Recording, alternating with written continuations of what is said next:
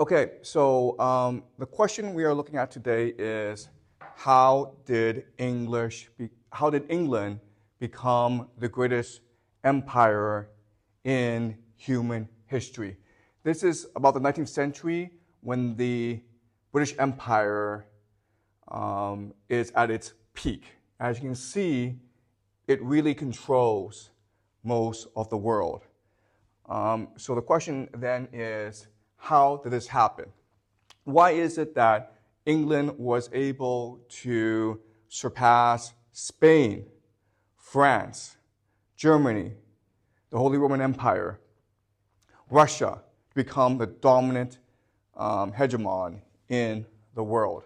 So my argument to you today is it has to do with the fact that throughout its history, England was forced to innovate in a more rigorous and relentless way than other nations. And a lot has to do with its geography, okay? So as you can see from its geography, Great Britain, this is Ireland, this is England, Wales, Scotland, it is an extremely mountainous region. And they have a lot of rivers, but there are no major rivers, which meant that for most of its history, Britain never had a major population center that could grow and grow until it overwhelmed the entire geographic area. This meant that for most of its history, Britain was engaged in a process, what we call open competitive cooperation. Not only that, but because this area is very mountainous, and because these groups, these tribes are divided heavily amongst themselves, throughout most of its history, Britain is actually pretty easy to invade. They have no centralized authority, so it's possible for other groups of people to come and create settlements in Britain, which is what the Vikings did, which is also what the Romans, the Yamnaya. So throughout its history, Britain had underwent a series of creative destruction, where the elites were constantly replaced by new elites. Okay? And because Britain is poor, because there's so much conflict within Britain, eventually the English people were forced to migrate overseas to create new opportunities. And this process of colonial expansion led to the British Empire. Okay? So there's a famous saying that the British Empire was founded by accident. Okay? There was no intention to create this empire, but because of these historical, geographic, demographic forces, Britain became the world's largest empire. Let's very quickly look at Britain's demographic history.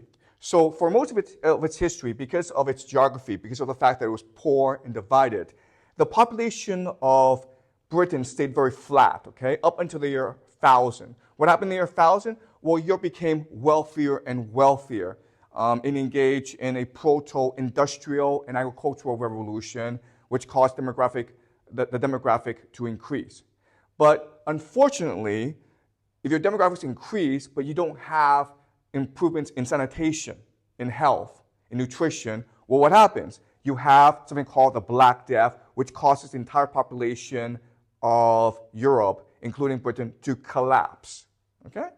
After the Black Death, the Europeans start to engage in the Gunpowder Revolution.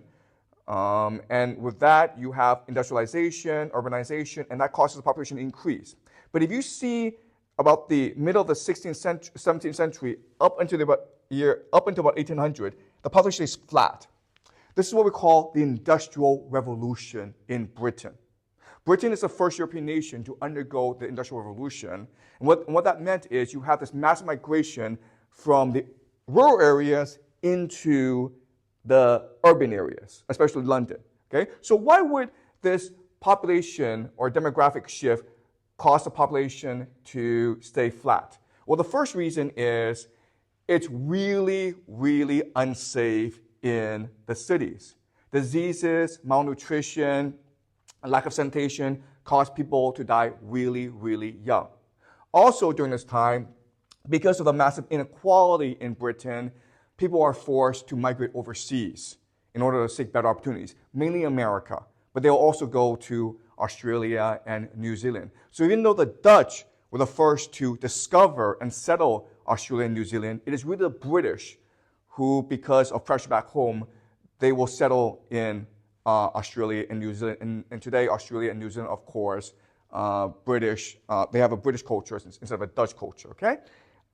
Starting in about the year 1800, because of improvements in nutrition, sanitation, the population explodes, all right? And this is true throughout Europe. And this is really why Europe will eventually conquer the world. All right, so let's go briefly into the history of the British Isles. So at first, we believe that the British Isles were settled by an agricultural people. Okay? These are the people who built Stonehenge.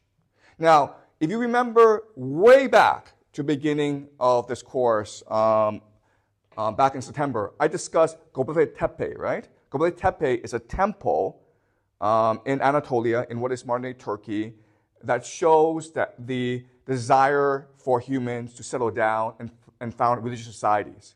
Well, Göbekli Tepe is very similar to Stonehenge. They are both astronomical calendars that measure the stars, measure time, and try to bring divine energy onto the earth in order to feed agriculture, okay? So you can argue that what's happening is the Göbekli Tepe culture is spreading all throughout Europe, and it gets into the British Isles. But eventually, these people are conquered by the Yamnaya, okay? And if you look at the DNA evidence, a lot of these people were eventually wiped out by the Yamnaya and replaced. This is a process of creative destruction that will happen throughout British history. The next major development is the Roman conquest of Britain. When the Romans conquer Britain, they bring Roman technology, which is aqueducts, irrigation, urbanization. They will also bring Roman customs, especially law. Okay, so now you have a legal tradition in Britain that continues on to today. They will found a city called Londinium, which is now modern-day London, off the river Thames. Okay, and this city will eventually become the largest city in Europe. After the Romans will come a new group of people who are Germanic, okay? So these are people who used to live in Denmark and northern Germany. And because of population pressure, they are forced to migrate overseas. And they settle in Britain. There are 3 different tribes of people that settle in Britain. They are the Angles, the Saxons, and the Jutes. And together we will collectively call them the Anglo-Saxons.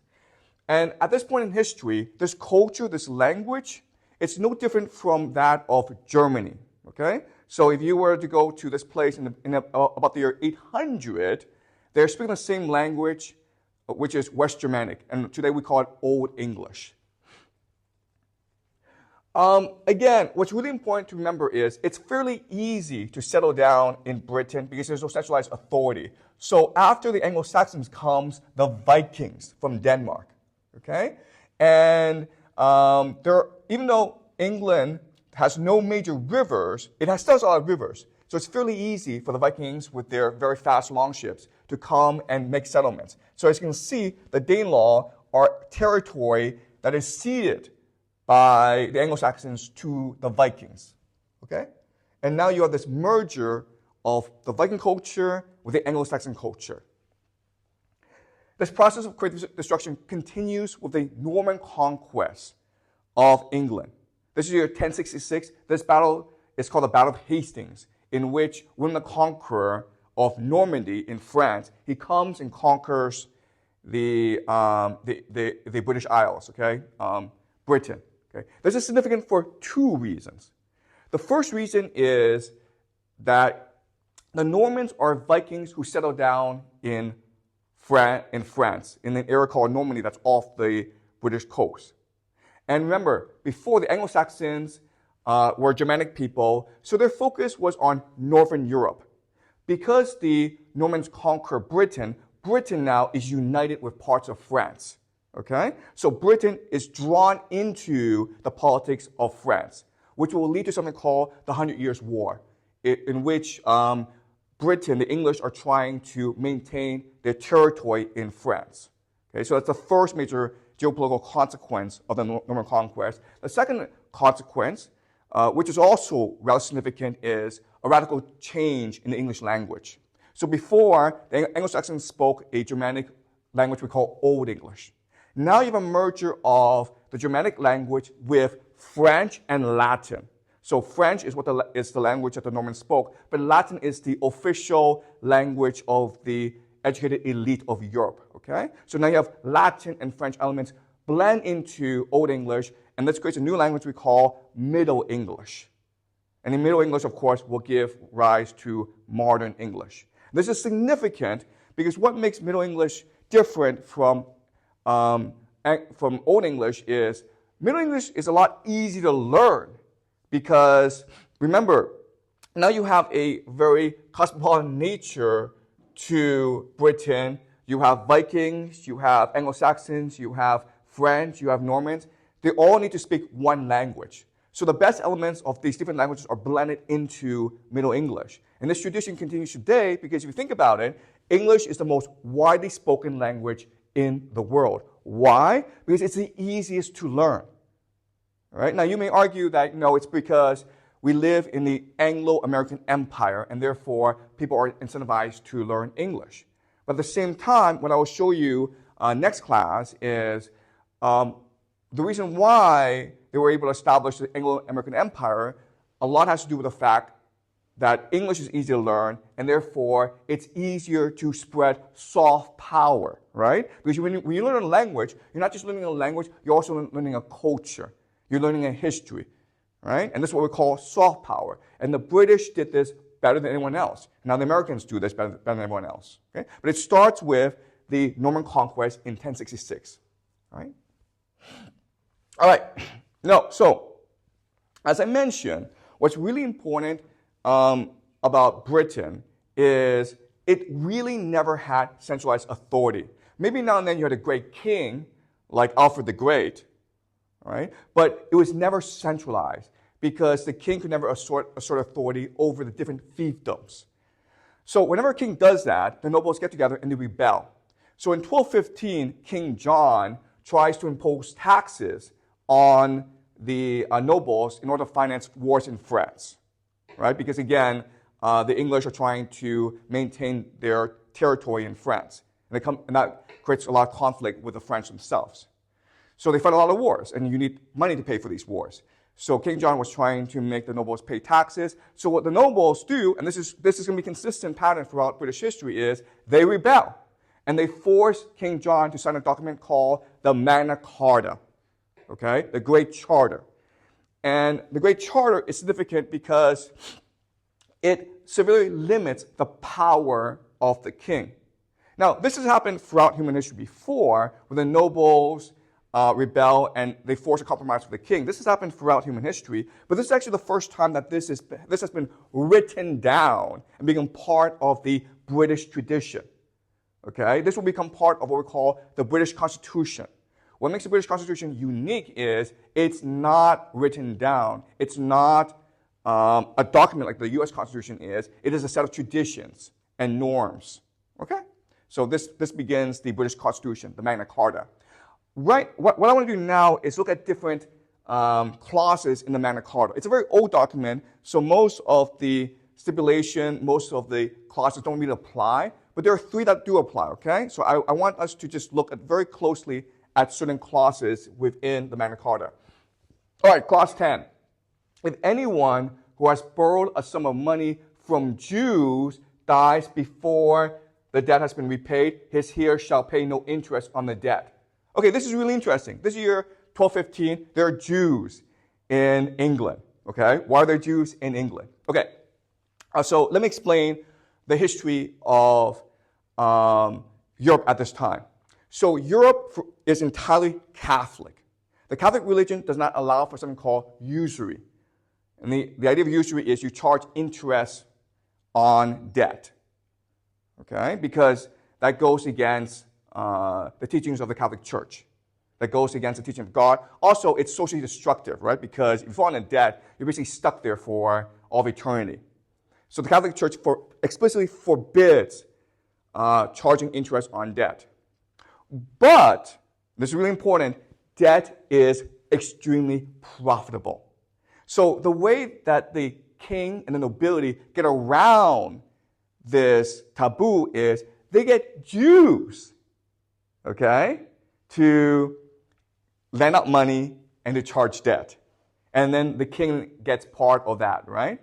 Also, because Jews are heavily disliked anyway because they engage in money lending and usury, the king also gets them to go collect taxes, right? So the Jews throughout European history have been the scapegoats for the elite. They're the ones who charge usury. They're the ones who collect taxes. They're also the ones who will engage in businesses for the nobles, okay? So they basically subcontract businesses from the nobles, and they're very good at that, all right? And why do Jews agree to do this? Because the king and nobles provide protection to the Jews. So over time, you have this huge problem where even nobles owe money to the Jews. And the problem of debt creates a lot of social tension within England. So in the Magna Carta, it says very explicitly that, yes, you still owe money to Jews, but if you die, your heir does not have to pay interest.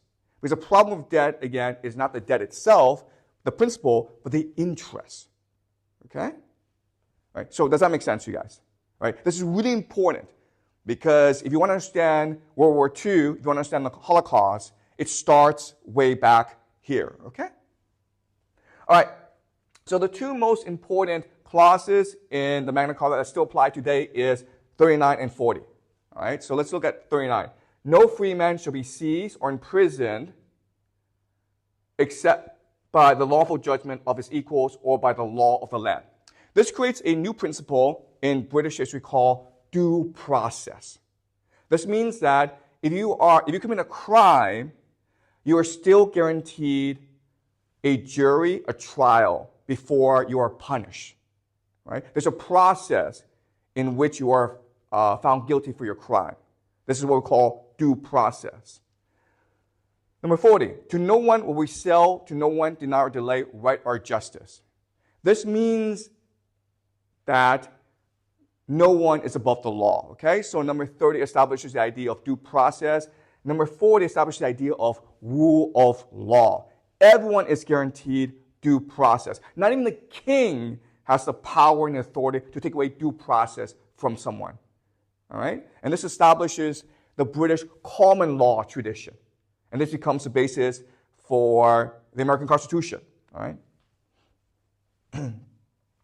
Okay, so as I mentioned, because of the Norman conquest, Britain now is forced to defend its territory in France, and this leads to a series of disastrous wars in France called the 100 Years' War. I don't have time to go into the history, but obviously there's certain very important figures that emerged from the 100 Years' War, the most famous being Joan of Arc, okay? Joan of Arc, who is this French mystic, a teenager girl who leads the French armies to victory against the British and their allies. Right? During this time, there's also a civil war fought in Britain called the War of the Roses between the House of York and the House of Lancaster. You may like the Game of Thrones television series. I'm not sure if you watched it, but that series is actually based on the civil war between the House of York and the House of Lancaster. And this goes on for a long time. It's very, very deadly. It almost destroys Britain. But eventually, a man named Richard of York, Richard III, he emerges victorious from this civil war. Okay? But he has a problem. His problem is his family, the House of York, had to borrow a lot of money from overseas. The Florentines, right, the Medicis, in order to finance the war. Once he became king, he thought, well, I'm king, and I don't have to pay you back, okay? So now the bankers are angry at him. And if bankers are angry at you, you have a problem. Because what bankers will do in this circumstance is finance an invasion of your country, okay? So the Medicis, the Florentine bankers, they sponsored a man named Henry Tudor, who is of the House of Lancaster, okay? But he grew up in France. And they sponsored him to invade England and defeat Richard III. Okay, and this establishes the House of Tudor.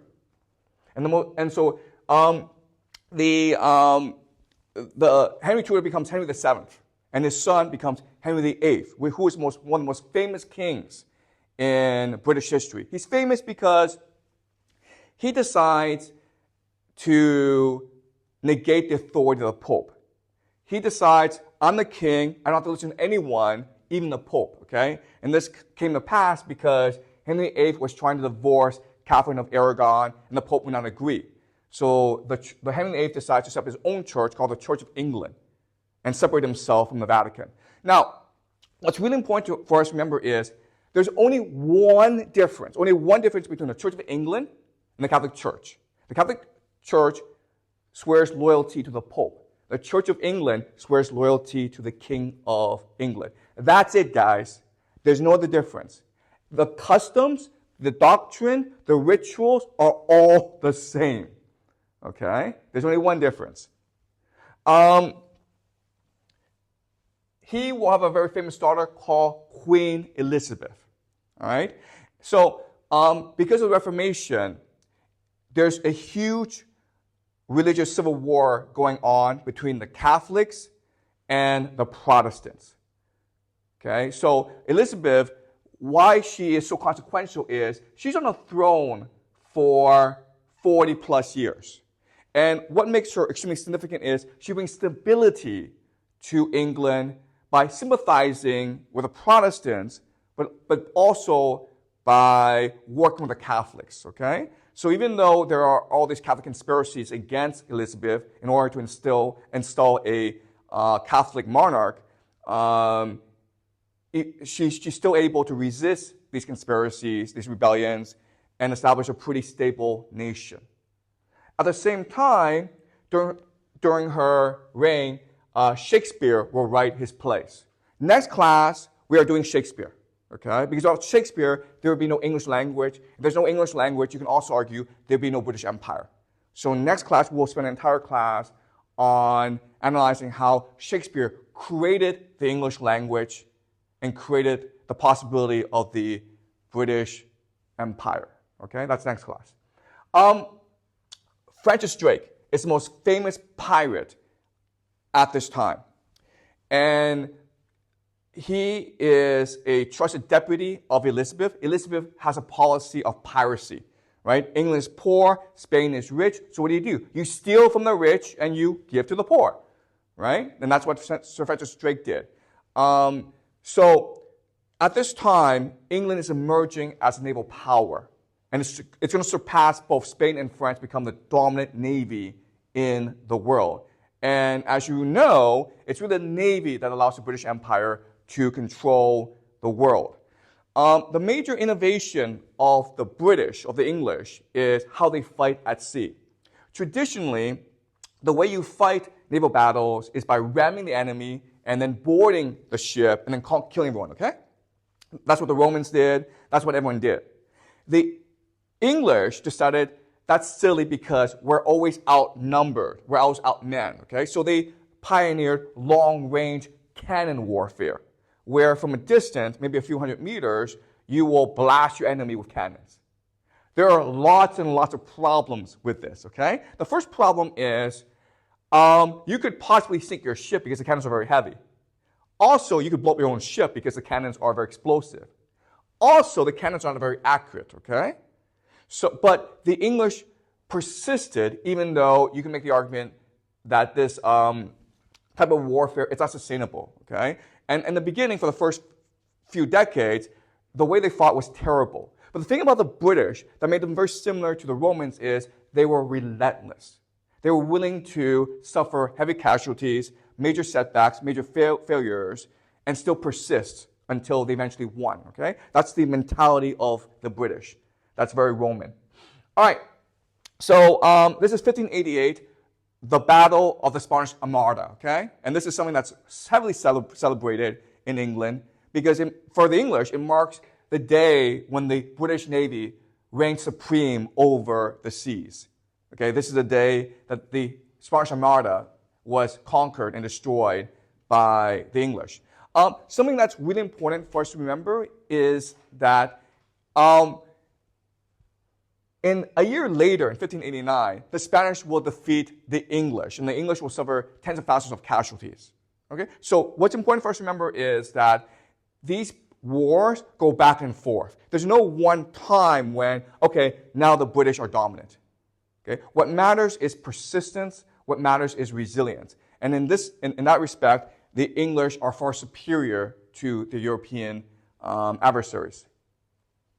Okay, so Queen Elizabeth dies, and King James of Scotland inherits the English throne. Okay, so now Scotland and England are united. What's significant about King James is he produces something called the King James Holy Bible. This is something that the Protestants have been demanding for a long, long time. Remember, the difference between the Protestants and the Catholics is the Catholics are not allowed to read the Bible. The priests tell the parishioners what to believe, what the orthodoxy is. The Protestants believe that everyone must read the Bible. So the King James Bible, it's the first time that the Bible has been mass-produced for everyone, okay? So this spreads Protestant very quickly throughout the British Isles. Also, what's really significant is with the Bible, now you've standardized the language, okay? Now you can make the transition from Middle English to modern English, the language we speak today. 1620 is significant because it's the year when the Pilgrims on the Mayflower, they moved to America to found a new colony, a new civilization, a new empire that will take over the world, okay? Why are the Pilgrims moving to America? Well, the Protestants are divided into two major factions at this time. You have the Puritans. Who are the Puritans? The Puritans believe that the Church of England, it's too Catholic. And so therefore, we must purge the Church of England of Catholic tendencies, like rituals, like priests, okay? The Pilgrims are what we call separatists, okay? So there's another group called the Pilgrims, the separatists, who believe the Church of England, it's too corrupt, it's too evil, it's too much like the Vatican, therefore we should abolish it, or we should just separate from it. And so, of course, they were persecuted by the king. And as a compromise, the Pilgrims were allowed to go to America to build a new civilization based on their beliefs. And this civilization, of course, we call America. Right? So that's something that you must remember, that America was founded by Pilgrims who want to build a kingdom of heaven on earth. And we'll discuss this next week when we discuss the American Revolution. Back in England, there is a civil war now raging. Okay, and it starts again when the king tries to impose too much authority over the nobles. But there's also a religious dimension to it because the Puritans want to impose a religious state on everyone. Okay, so the fanatics at this stage are the Puritans. And what will happen is the Puritans will emerge triumphant under the leadership of Oliver Cromwell, and he will establish something called the Commonwealth of England. And this is a disaster. It doesn't really work out well because it goes against British tradition. Remember, the idea of the Puritans is they want to establish a religious, centralized theocracy on England, but England has always been pretty independent and autonomous. So what will happen is after Cromwell dies, the Commonwealth goes away, and the nobles reinstate a new king, okay, who is Charles II. After he dies, James II will take the throne. The problem with James II is he's a Catholic. Okay, he's a Catholic, and so there are a lot of English who are afraid that he will move too close to France, Spain, and the Vatican, and these are British enemies, okay? So what will happen is this. The nobles will invite a Dutch king, William of Orange, who is of British blood, to come to England in the year 1688. And William of Orange will bring about 10,000 soldiers to Britain. This is an invasion. This is the very last invasion that succeeds in Britain. King James has a larger army. But what will happen is King James is not very decisive. He's not very effective. So a lot of his army will desert him. So basically his army sort of dissipates and he's allowed to go to France. And William of Orange, bloodlessly, not bloodlessly, but he's very quickly able to assume the throne. And this is significant because, and this is called the Glorious Revolution. This is significant because it establishes for the first time officially the sovereignty of Parliament over the king. Okay, this is really important, okay? Now it's official.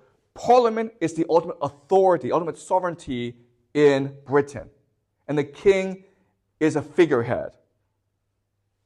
Right? And this is significant because it will now allow Britain to energize the middle class. If you're middle class, you now have an incentive to work hard because now there's patents, there's trademarks, there's incentive for you to get rich. And this will lead to, of course, the Industrial Revolution. All right, so the Glorious Revolution is one of the main contributing factors to the Industrial Revolution in Britain. This is also significant because in 1694, the Bank of England is established. All right, now I can't emphasize enough what a huge deal this is. All right, so let me slowly explain why this is a big deal. And I want to make sure you understand because now we go into finance and economics. And I really haven't taught finance and economics before. I want to make sure that you understand the idea here, okay? So before, if you're a king and you want to fight a war, what you do is you borrow money from the rich. And these are usually cartels. All right, so Charles II borrowed a lot of money to fight wars from the goldsmiths of London, including a group of Jews, okay? And then he refused to pay it back. Now you have a problem because now you have a credit crisis. You have a trust crisis, right? If the king refuses to pay back the rich for their loan, why would the king ever be able to raise funds ever again, okay? So Parliament solves this problem because now if Parliament is the central authority, the central sovereignty in the land, then you are not lending money to the king, you are lending money to the nation, right? If a king dies or a king is deposed, you're screwed. You're not getting your money back. But if you lend money to the nation, the people, through the parliament, then you're always guaranteed to get your money back unless England gets conquered, okay? But we know because of the Navy, England cannot be conquered. And so not only are the rich willing to lend money to the nation now to finance wars, but also foreigners, especially the Dutch, right? Because the Dutch were very wealthy and they needed a safe place to put their money. So where's the safest place in the world to put your money now? England, right? Because if you are in the Netherlands, you can be conquered by the French or the Germans, which happens a lot. But if your money, if your gold, and this is gold, right, goes to London, no one's going to be able to touch that, okay?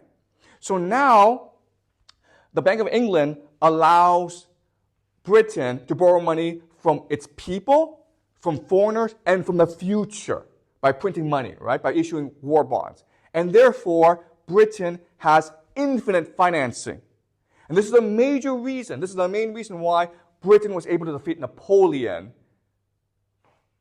Right? It took 7 wars, 7 coalitions to defeat Napoleon.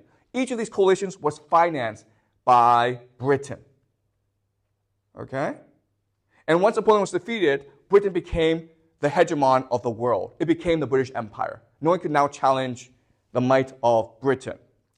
Okay, so do you understand the impact of central banking? Okay? Central banking allows you to mortgage your nation's future in the pursuit of total war. It allows you to weaponize the trust and confidence of your people. Okay? Does that make sense? But there's a problem. Okay? This is really important. There's a problem with this innovation. The problem is this. Once you commit to a war, once you raise debt and commit to a war, you're forced to fight the war until the very bitter end. Right? Because if you lose the war, your nation goes bankrupt. Does that make sense, guys? Okay? That's why Britain refused to ever compromise with Napoleon. Right? Napoleon said to Britain, hey guys, I control all of Europe. Let's talk peace. Let's just trade peacefully. And Britain says, no, we can't do that because we lent a lot of money to the Austrians, the Prussians, and the Germans, and the Russians in order to defeat you. If we sign a deal of peace, all this money is now gone, and we, the Bank of England, we, the British nation, is completely wiped out. We are completely wiped out. Okay, do you understand? This is really important for the future history of Europe. If Britain fights a war, it does so through financing. It does so through debt. But because it does so through debt, it has to fight the war until it wins. It can never, ever compromise. It can never, ever surrender. All right? And this is important because this explains what happened in World War I, World War II, and this also explains, and I'll discuss this towards the end of the semester, it also explains American foreign policy. Okay? Okay, was that clear to you guys? Any questions about what we've learned so far? Okay, now I want to talk about political philosophy of the British, okay? Because, again, we discussed this throughout this course. You can have new ideas, but now you have to justify these new ideas. You have to explain the innovation through philosophy to the people, okay? So Britain at this time is really famous for its political philosophers. At this time, Thomas Hobbes is one of the most dominant political philosophers. He lived through the English Civil War. He saw all the chaos, all the destruction. And he wrote a book called Leviathan. Leviathan is to justify why Britain returned to a monarchy instead of maintaining a commonwealth, okay? And this is the most famous passage from his book, Leviathan, which you'll probably read in university, okay? There is no place for industry because the fruit thereof is uncertain, and consequently no culture of the earth, no navigation nor use of commodities that may be imported by sea, no commodious building, no arts, no letters, no society, and which is worst of all, continual fear and danger of violent death. The life of man, solitary, poor, nasty, brutish, and short. Okay? So he's trying to explain why there's government. And so he gives the idea like we were born in a state of nature. And we're free to do whatever we want. We can kill, we can love, we can steal, we can do whatever we want. So why would we give up this freedom in order to enter a state of nature? In order to have government? And the answer is because state of nature sucks, okay? Because you can be killed, because things will be stolen from you, because there'll be no innovation. So no matter how bad government is, it's absolutely necessary, okay? Now, this is John Locke, okay? And John Locke is writing during the time of the Glorious Revolution. He is a supporter of Parliament. He's a supporter of the Glorious Revolution, okay? And he writes something called, so 1688 is the Glorious Revolution. In 1689, he will publish the Second Treatise on Government. And this is his most famous work. Okay? Again, when you go to university, you have to study the Second Treatise. But in it, he basically explains that, okay, Hobbes is right. We are born in a state of nature, and we do need government. But let's remember this. When we're born in a state of nature, we are born with certain inalienable rights. And these three rights are the right to life, liberty, and the pursuit of property. And the proper function of government is to maintain our rights. If the government does not do that, then we have the flexibility, we have the freedom to rebel against the government, okay? So Hobbes is saying government is necessary. You can never ever challenge it because if you do, things will get much worse. Locke is saying government is only legitimate if it guarantees us our inalienable rights. Okay? So Locke is considered the founder of liberalism, and his ideas will become the basis for the U.S. Constitution, which we'll study next Thursday, okay? So I want you to remember this. All right. Now, what I'm doing now, and this is really important, okay, is compare and contrast the British Enlightenment with the European Enlightenment. Remember, before we did the European Enlightenment, we studied Rousseau, we studied Kant, Voltaire, okay? And I told you the British Enlightenment is very different from the European Enlightenment in three major ways, okay? So now what I will do is explain what the differences are, okay? All right, so let's compare Rousseau and Locke. Locke published his theories at the end of the 17th century. Rousseau comes about 50 years later, okay? And Rousseau will give us the French Revolution. So there are three major differences I want you to remember between British political philosophy and European political philosophy. Okay, the first is this. Locke believes that we are born tabula rasa, the blank slate, okay? Which means that we are influenced by the environment. If our parents are nice to us, we'll be good people. If our parents are mean to us, we'll become bad people. Tabula rasa, okay? We are controlled, nurtured by the environment. Rousseau, the Europeans believe, no. We are born inherently good. Not only that, we were born with the capacity to reason if we are given the freedom to reason. Remember, when we discussed Rousseau, he said, do not educate your child before the age of 12. Because if you do, you'll just screw up the child, okay? And the idea is there's a natural capacity in us that will grow over time that allows us to reason naturally. So Rousseau believed this, but also Kant believed this as well. Okay, so that's a huge difference, right? Second major difference is this.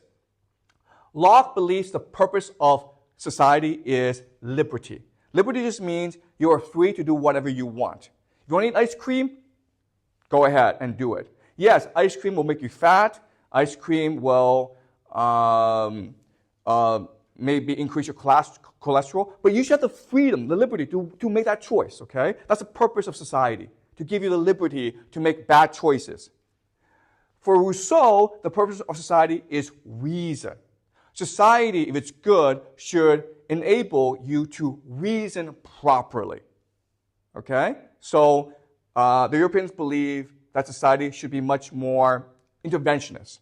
It should help you become more reasonable because reason is what allows for freedom. Okay? Right. And the last major difference, and this is key, okay, guys? I need you guys to remember these three differences. The last major difference is this. How do you base laws?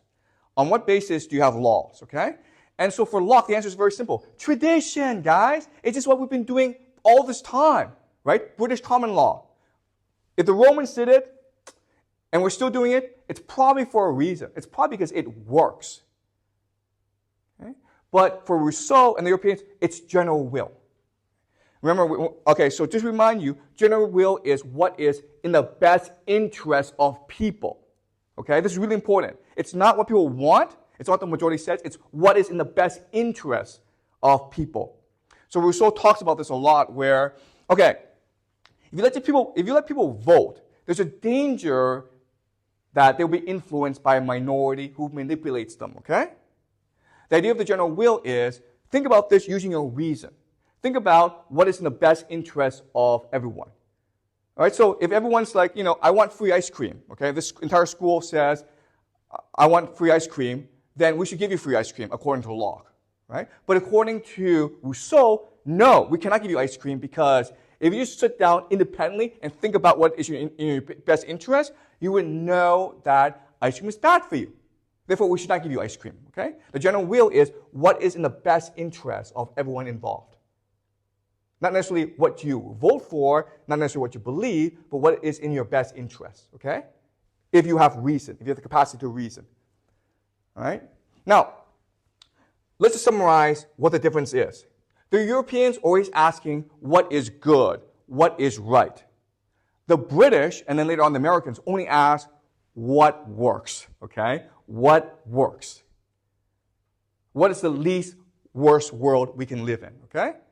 So the British are practical. You can also say the British are utilitarian, where the Europeans are romantic and they are idealistic, all right?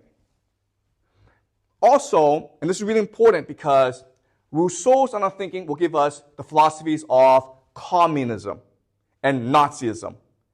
Okay? Does that make sense? And, of course, Locke's ideas will give us the U.S. Constitution. Okay? So this is part of the Anglo-American political tradition.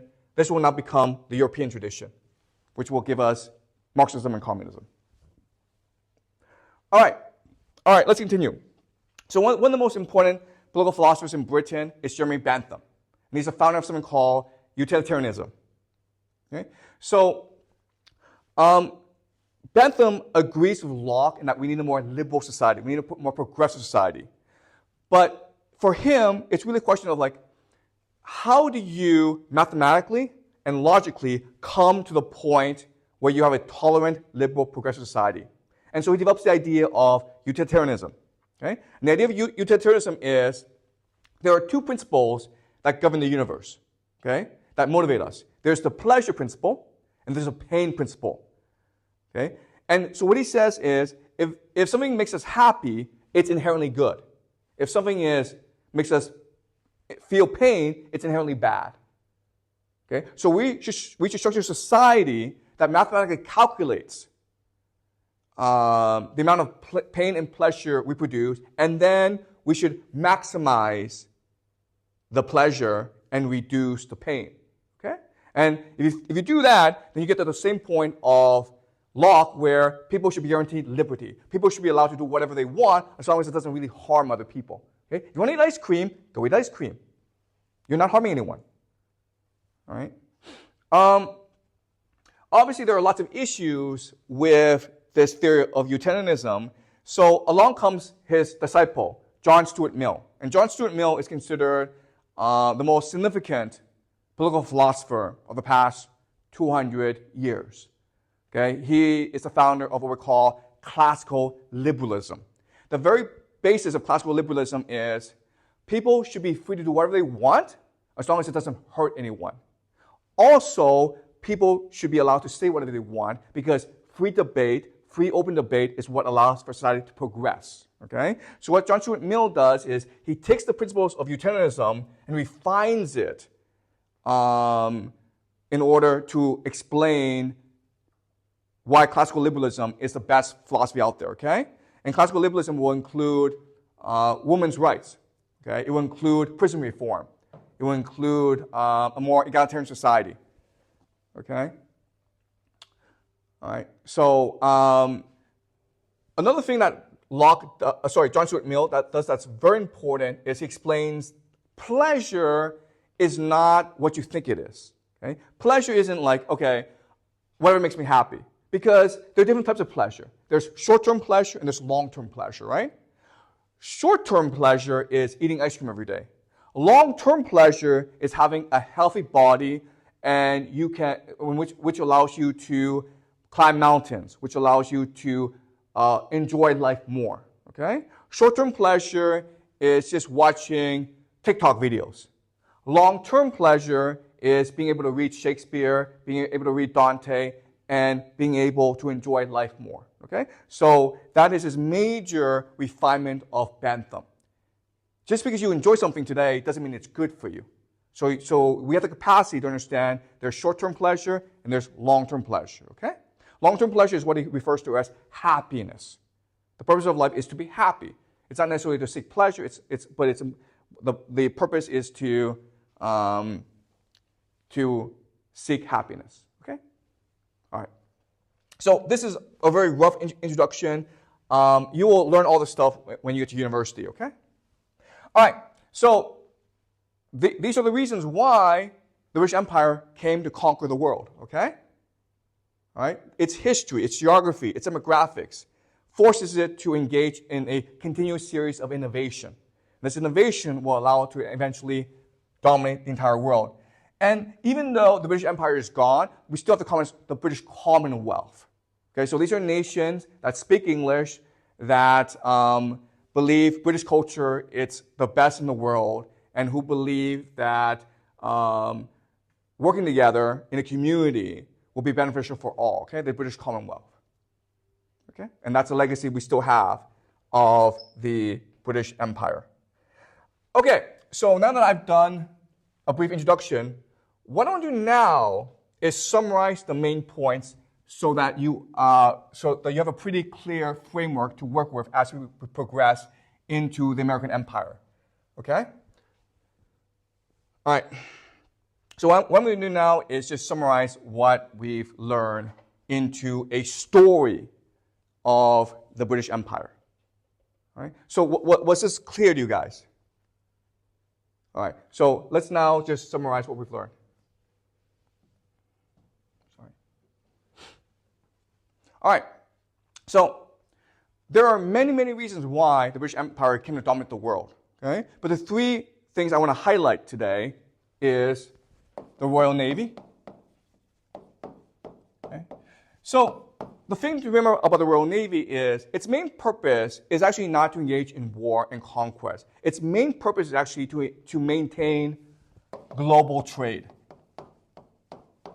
Why? Because remember, Britain is the first nation to industrialize. Therefore, it's producing a lot of finished goods.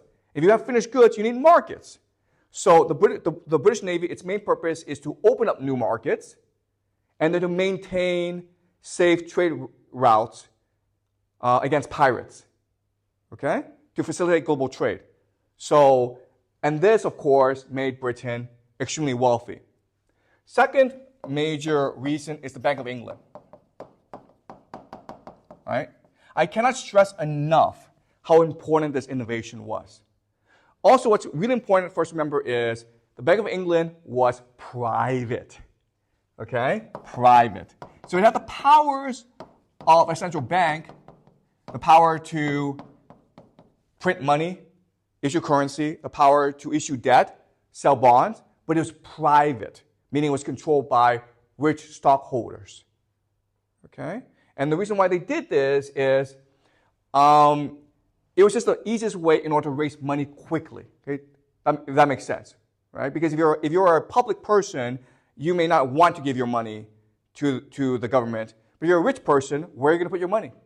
You're going to put your money into a central bank that's supported by the government, okay? All right.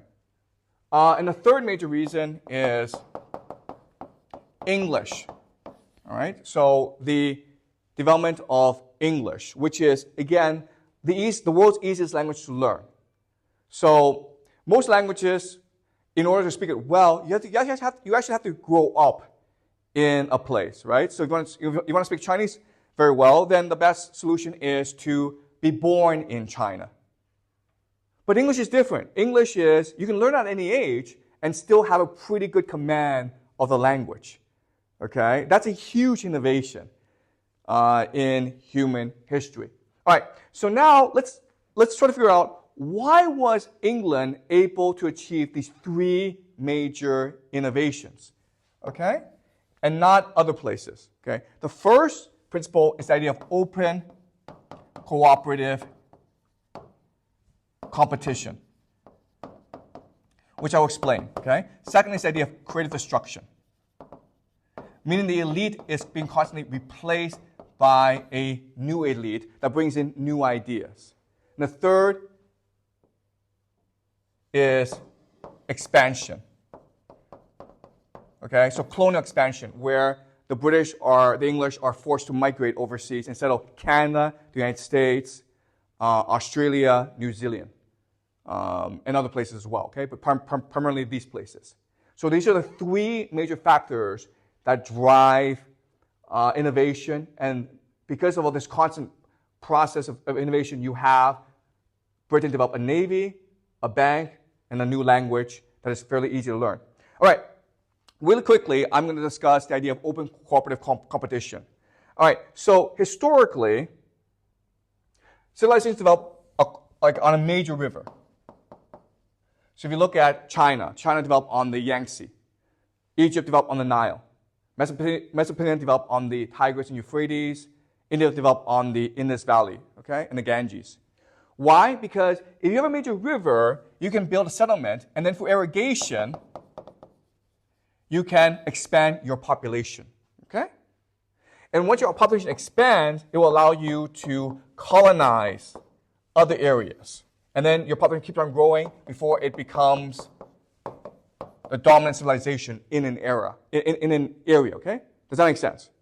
Britain is different, and Europe is different. Why? Because there are no major rivers, and therefore the population is constant. You never have a need to go conquer new territory. You just want to protect your own territory. Okay? But because the population is so diffuse and limited, it allows for foreign conquest. Okay? Which allows for great destruction. And that's the main factor driving innovation in Britain. Right?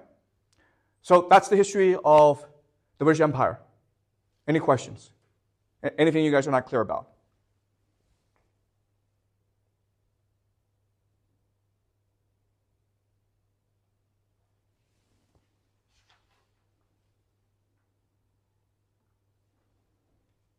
Feel free to ask any question, okay? But please make sure you guys understand the logic of this, because we're going to build on this as we go further and further into the present.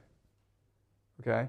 And remember, this is being influenced by the Dutch, who will now, and then these ideas will then go on to influence America, okay? So America basically just takes all the ideas of the British Empire for itself. All right? So it's really important you understand what's driving the British Empire. Just a small question. Sure. You mentioned there are two factions of Protestants, the Pilgrims and The Puritans. So they're both Protestants? Okay, all right, guys. All right, so let's go into, so question is, what's the difference between the Puritans and the Pilgrims, okay? Let's go into the problem of religion in England at this time, okay? So when you have a diversity, okay, when you have diversity in England, so even though England is a small place, as I keep on saying, a lot of control is localized, okay? So if you cross from one village to the next, the culture can be very different, right? So this is a feudal system. So you have a lot of diversity. So this diversity is going to impact your religious outlook. Okay? So what's going to happen is this. So England is Catholic. And then Henry VIII is going to turn this into the Church of England. But then what's going to happen is you will have new ideas, basically Calvinism, come in from Europe. Okay? Why is Calvinism important?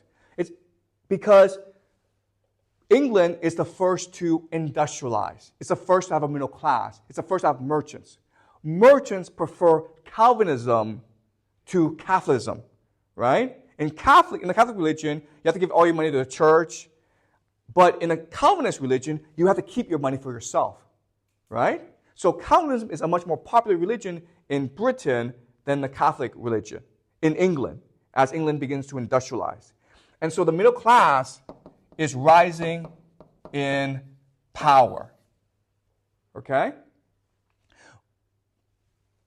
And the problem is the response to the Church of England.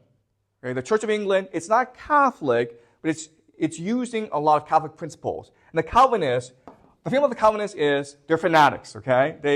They believe everyone should be a Calvinist, everyone should believe in hard work, everyone should be like us. Okay? And the Pope is evil. So the Calvinists are not very tolerant. So there are two major responses to the Church of England, okay? There's the idea of reform, and then it's the idea of dissolution. All right, so the idea of reform is, look, the Church of England, it's fine, but there's certain things within the Church of England which is too much like the Catholic Church. So if we get rid of these things, we'll be good, okay? So, but within the Reform movement, you have different factions as well, okay? So there's some who want to replace the governance structure of the Church of England because the Church of England is controlled by the king. And they believe, no, we should all be obedient to God, not the king. So they want to destroy the hierarchy, the governance. There are some who want everyone to read the Bible. There are some who want to change the nature of the priesthood. Okay, so there are different theories of change. Okay, and these group of people we call the Puritans. Okay, the Puritans. But then you have a minority who are extremely violent and fanatical, and they believe, no, let's just get rid of the Church of England, period, because there should be no earthly authority before God. Okay, and these people we call separatists.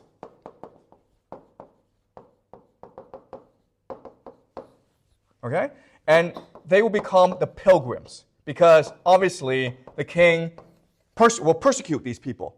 They will feel the king sees them as a threat, and they will be persecuted. They'll be outlawed. A lot of them will be executed. So a lot of them will flee to America in order to practice their religion. Okay, in order to found a new religion. All right. So the pilgrims are the ones who flee. The Puritans are the ones who will stay and eventually engage in the civil war and overthrow the king. But remember this, okay? While this is happening, and this is really important, there's also a counter-reaction. Okay? So there are these Catholics who want to return England into the Catholic fold. And so Scotland is very Catholic. Okay?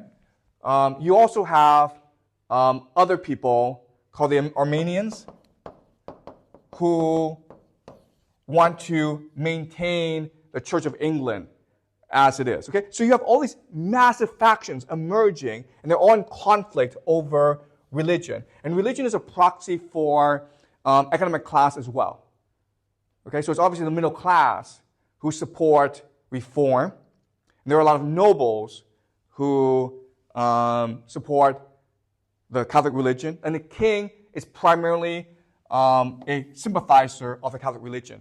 All right? So during the Glorious Revolution, they will make a stipulation that no king can ever be a Catholic. Okay?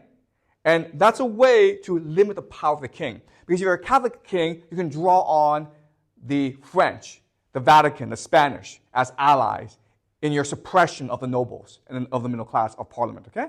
So there's a fear that the king will ally with the Catholic in order to destroy the authority of Parliament. And so, after the Glorious Revolution, a major reform is the king cannot be Catholic. And in fact, if you're the heir to the throne, but if the Parliament suspects you have Catholic sympathies, they will replace you with someone else.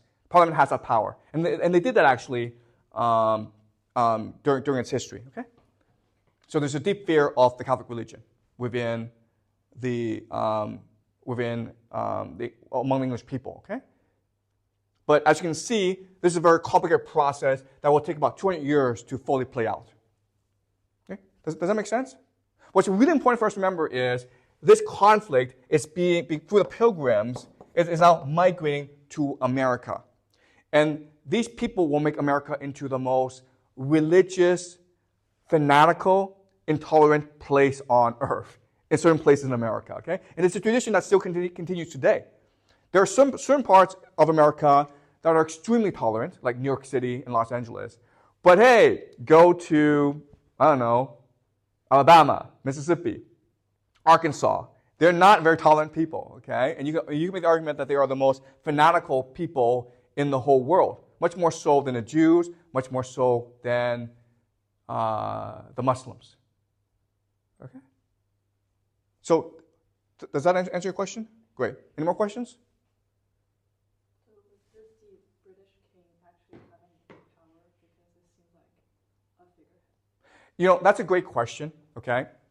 So, how much power does a king have? Okay, so the thing about the British is because it's a system based on tradition, there's a lot of flexibility built into the system. So depending on the personality of the king can have a lot of power, okay? So, for example, Henry VIII was a very powerful king, and considered one of the most powerful kings in the world. Why? First of all, because he was a huge guy. He was extremely charismatic. He was a huge guy that was very good at winning friends with the nobles, okay? So he was very good at building alliances. Also, he was in power for a long, long time, over 50 years. Okay, so he was able to slowly insert his proteges, his minions, into positions of authority. Okay, and also he was also very popular because he took England away from the Catholic Church. Okay, so the power of the king, it's not written down, and it has to do, and a lot of his power has to do with his personality, his longevity, his alliances, his charisma. Okay, so there are a lot of different factors in place, and that's why the British think their constitution is the most perfect in the world, because it's not written down, so they're not actually constrained by words. But there's traditions that allow the Constitution to be living, okay, to be flexible, and to be pertinent to the present. Okay? And so the English are extremely proud of their Constitution. Does that make sense? Okay? If America learned this set of mindset from British, why they're doing better in the modern society? Okay, so that's a great question. So if these pilgrims went over to America, how was America able to become this multicultural empire, right? Because that goes against a lot of puritanical teachings. And the answer, which we'll discuss next week, is America is a coalition of conflicts, okay? It is a melting pot of differences. Okay, so what I will teach you next Thursday when we do the American Revolution is there are two dominant strands in the founding of America. There's the Pilgrim strand, which is puritanical, which is like, let's create a theocracy. But there's also a Enlightenment strand, where they believe that they're founding a new empire based on reason. And so the religion we use for them is deism, okay? These are deists. And most of the founding fathers, Thomas Jefferson, Alexander Hamilton, George Washington, were deists. They wanted to found a tolerant, multicultural empire. Okay? So these are two dominant strands in America. And quite honestly, what's really important is, if you want to understand what's happening in America today, Donald Trump, right? You need to understand that it's these two strands that have always been present in America that are now coming into conflict with each other. Okay? Because you have on the left these multiculturalists, like Barack Obama, who believe that America is great because America welcomes immigrants. And then you have people like J.D. Vance, and there are lots of others as well, who on the conservative side, who say, no, America is great because we are Christian. Okay? Because we have this tradition of Christianity. That's what makes us great. And right now we're losing our Christianity due to multiculturalism, and therefore we must close our borders. Therefore, we must reassert the Christian faith in our nation. Okay? So we will discuss this next Thursday when we do America. But this will, but as this course progresses, I will show you how complicated America is, and show you that because of this conflict, America is probably headed towards a civil war. Okay? If that makes sense to you. All right. Great. Any more questions, guys? Okay. So next class, we'll do William Shakespeare. And then after William Shakespeare, we'll do the American Revolution. Okay?